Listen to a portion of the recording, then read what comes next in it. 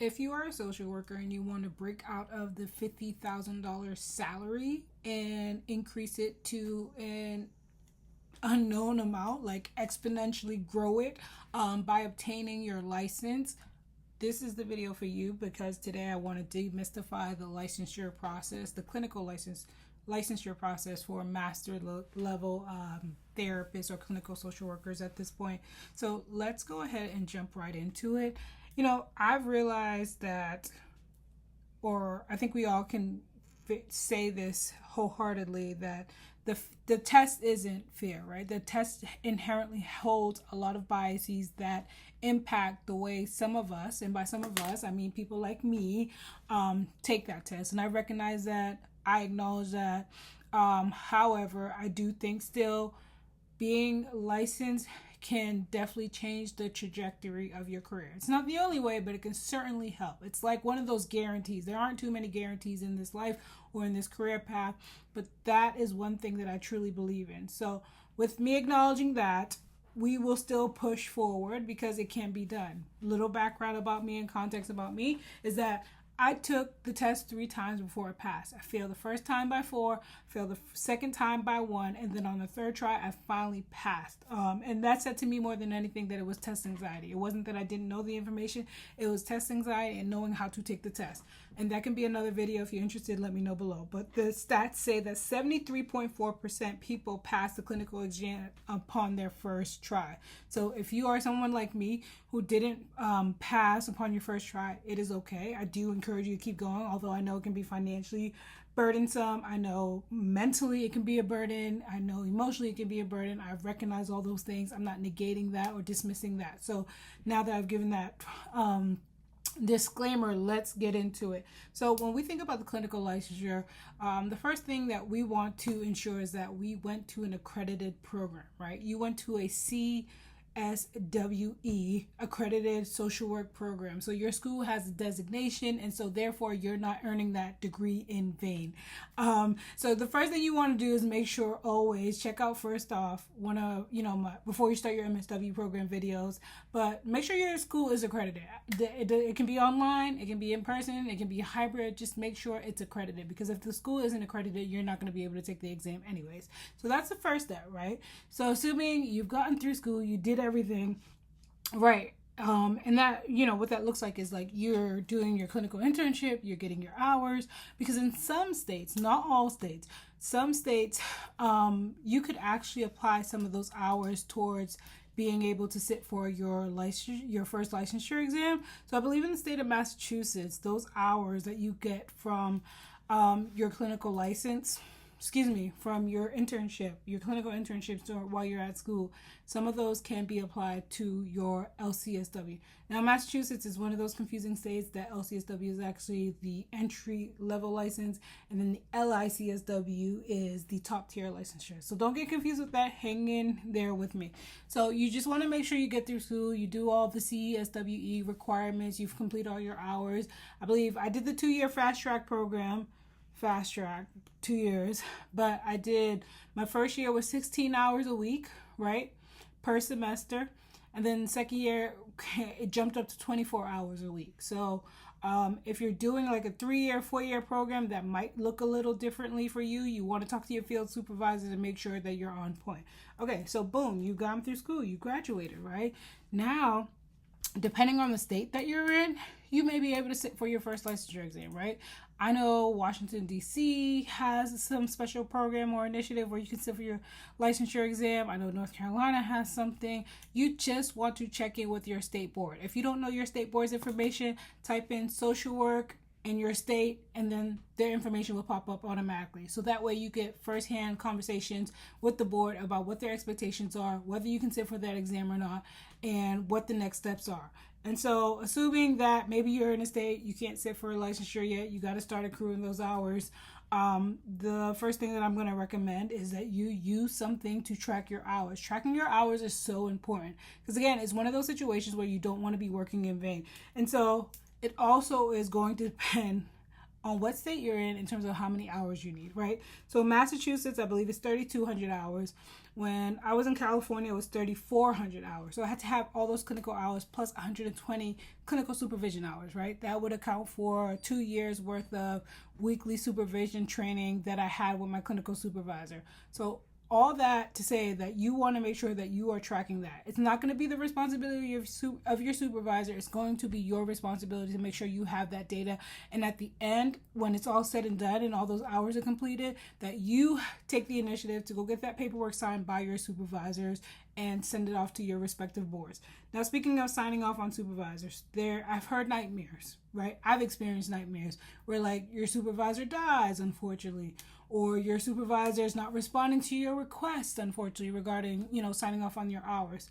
There are instances with many boards where they will allow you to either get some forms notarized stating that you've made an attempt to reach the supervisor a number of X times and you're not able to reach them, or like for whatever reason they passed away, whatever the situation is, the boards will allow you to kind of speak to that and make note of that, so that that time, right, that you got from them and you earned respectfully is not gone to waste. So that is one way to navigate that. Just make sure you document everything. So I know Track My Hours was a really popular one. I heard Simple Practice bought them out. I'm not sure how it works anymore, but whatever tool you can even use AI at this point, right? Use AI to build a timekeeper for you, or use an Excel spreadsheet. Back when I was doing it, not to make myself seem old, but like literally I was just writing everything down. Every week I met with my supervisor, had them put their initials on something, and then I held on to that paperwork like it was my life, right? Like it was my lifeline. And so that was my life for the next 2 years after I got out of grad school. I held on to that paperwork, made sure I got that signed, made sure that every interaction, every group project, every clinical touch point, was accounted for, right? So and I think another concern that often comes up with a lot of social workers is that because social work can be so vast, right, and we're working in these different spaces, are we actually getting clinical experience, right? And so that's when I'm going to, again, encourage you to go back to your boards and have this conversation about like, okay, well, I'm working in case management. Will this be considered clinical experience? And for some boards, it will be, right? Because you're having that, you're having that sort of one-to-one, face-to-face contact with these clients. You're kind of helping them navigate the cycle, of stress. You're helping them navigate like life issues, de-escalating situations. Like you're thrown into a lot of situations, particularly with case management. Now, when you think about child protective services, I can't speak too much about that, but there are instances where I think you can make the argument that you certainly are getting clinical experience or clinical touch points throughout your experience or your work experience there. So the biggest thing is to advocate for yourself. If nobody else, advocate for yourself and help the board see how you are using your clinical skills, and you are gaining the necessary hours by utilizing your clinical skills at your workplace. So boom, you've gotten your hours, right? Let's stick with the 3,400 hours because that sounds good. So I got my 3,400 clinical hours, right? 2 years, 2.5 years, maybe 3 years, depending on how things are going. I worked multiple jobs at one point. I was working at a crisis de-escalation center, a CSU. I was at Kaiser during the day. So I was able to get my hours, I wouldn't say relatively fast. It did take me time, but I was able to get the hours, but it took a lot of work. So again, in terms of the time frame, I'm going to say in general, it can take about 2 years, but give or take, that can be 2.5, that can be 3, depending on how things are going. Depends if you change jobs, depends on so many situations. But speaking of changing jobs, if you do change jobs, just make sure that you get your new supervisor to sign off on the new documentation. Have the old supervisor close out on any other documentation or get their contact information so that you can follow up with them when you need the final documentation to send before the board. Okay, so you've completed your hours. You got the 3,400 clinical hours. You have your 120 supervision hours. You completed your application. Everything is signed off. You submit to the board, right? So you submit it to the board. You're waiting for them to say yay or nay for you to be able to take this test And hopefully within the next couple weeks, depending on your state, of course, if you're somewhere like California, it can be a little slow. I will say that the BBS, Board of Behavioral Services, California has done an excellent job in terms of like utilizing their social media platform to keep people up to date and up to breast about like where they are in the process or where they are with applications. And I think that transparency's been really, I think they've taken the feedback from a lot of frustrated clinicians like myself, and they've taken that and they've run with it. So I would say states like that, Massachusetts does a really good job in turning things over, in processing applications.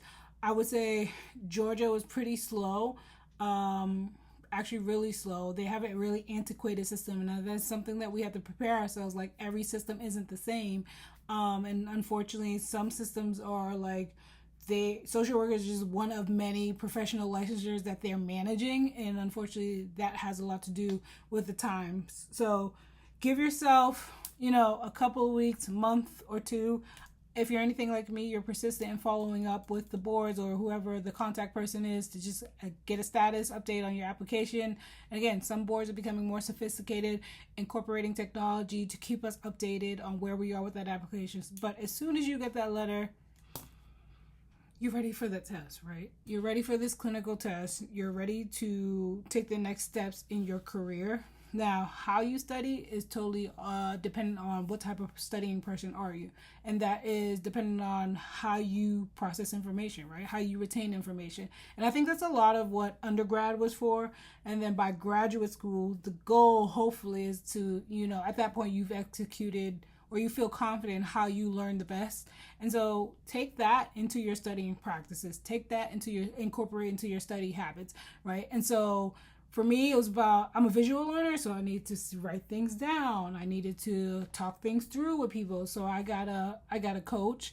And as I mentioned, I failed the exam 2 times before and finally passed on my 3rd try. So like one of the things I had to do was manage my test anxiety. So I worked with a hypnotherapist and managed test anxiety. So like I invested a lot of money, and I say that transparently, and I share that to be honest, because this process is not cheap. And it can be frustrating, and it's not easy, but I do truly wholeheartedly believe that it is worth it. And some of us are able to make those sacrifices and some of us aren't. Like I had when I was working at Kaiser, we had an educational benefit, right? So many of us have this educational benefit, some of us don't, but that educational benefit allowed me to pay for the Therapist Development Center, which was a test prep system for the LCSW exam, right? So they paid for that. That was a benefit that I was able to utilize from my job to pay for that. So that's one way that you can kind of help cover some of the costs. And I believe, if I'm not mistaken, they paid for my test as well, right? And again, not all companies are going to be this generous. Not all places that we work have these great benefits. But what can you, or what sort of resources do you have around? Are you a veteran, right? I know a lot of veterans get a lot of benefits or can get the VA to pay for some of these things, if I'm not mistaken. So take advantage of those things, and see how you can help yourself or support yourself. Or even, I'm not probably supposed to say this because of copyright, but like if somebody bought it, like share with them. Right? Build a community to practice and go through the testing stuff so that you can build your confidence or confidence rather around that. I did hear recently that the test changed a little bit, so I would also recommend the practice test on the ASWB website. It was pretty pricey. When I took it, it was like $80. So I only took it once. So like if you can, at some point during your studying journey, maybe later on, maybe first, it's up to you. But try to take that practice test because it's the closest thing to the test. And so that was really helpful in kind of helping prep my brain to kind of sit through that process, right? And it's a 4-hour test, so it can be long and painful in many ways. So getting yourself mentally prepared for that can be really helpful. But that's the licensure. And you take the test, you pass the test. Now you're an LCSW. What are you going to do with it, right? And make sure you check out my previous videos or older videos about how to leverage your LCSW in your career. So that's pretty much it for the licensure. It's not anything magic. That is licensure. It is a process. It is time consuming. It can be expensive. It's all these things, but it's totally worth it. And the other thing I'll speak to is that in terms of reciprocity, not every state offers reciprocity. Unfortunately, we are in the midst of I think we just got our 24th state to sign into the Social Work Compact. I don't know how many we need. I'm not really keeping too much up with that, but that is a good thing because it takes away this idea where we have to apply to individual states to be able to operate as a social worker.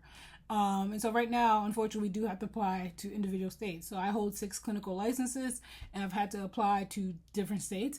But one thing that's pretty cool is that the ASWB registry, I don't know if it's still up and running, but they helped me get licensed in Massachusetts and New Jersey, I believe. And what happens is you send them all your clinical stuff, your test scores, and they hold on to it and basically will go do the legwork in applying for all these licenses that you want on your behalf. And so you pay them $60, that's the fee. And then whatever the the licensure fee for the state is, that's the expectation that you cover it as well. But there are different ways to navigate that as well. A lot of these new EHRs and these new EAP systems, when you enroll with them as a licensed clinical provider, they will actually help you get licensed and cover the license, so you can leverage that. So all in all, I recognize that it's a bias exam. I recognize that it's not an easy process. I recognize that it's a time-consuming process. I recognize that it's an expensive process, but I do believe that it is a valuable process that as a social worker, if you want to change the trajectory of your career, it is very, very, very important to invest in and to embark in. So that is it about licensure. If you have any questions, anything I can expound upon, anything else you want to hear, let me know in the comments below. And make sure you share this with somebody that is going through the licensure process so that they can get some reassurance that they are on the right track.